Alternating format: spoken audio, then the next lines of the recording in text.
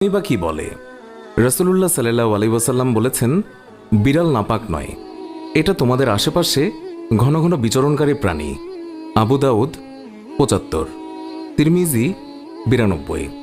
আল্লাহর রাসূলের প্রিয় সাহাবী আব্দুর রহমান রাদিয়াল্লাহু তাআলা আনহু তিনি জামার ভেতরে পোষা বিড়াল নিয়ে ঘোরাফেরা করতেন।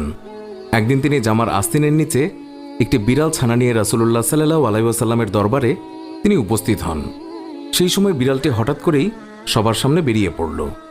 এই অবস্থা দেখে রাসূলুল্লাহ সাল্লাল্লাহু আলাইহি ওয়াসাল্লাম তাকে রসিকতা করে ইয়া আবু হুরায়রা, অর্থাৎ হে বিড়ালের পিতা, এই বলে সম্বোধন করলেন। এরপর থেকেই তিনি মূল নামের চেয়ে আবু হুরায়রা নামে বেশি খ্যাতি লাভ করলেন। আর সেই দিন থেকেই তিনি নিজেকে আবু হুরায়রা নামে পরিচয় দিতে তিনি বেশি পছন্দ করতেন। আল্লাহর রাসূল সাল্লাল্লাহু আলাইহি ওয়াসাল্লাম তিনি যখন ওযু করতেন তখন নিজের ওযুর পাত্র থেকে বিড়ালকে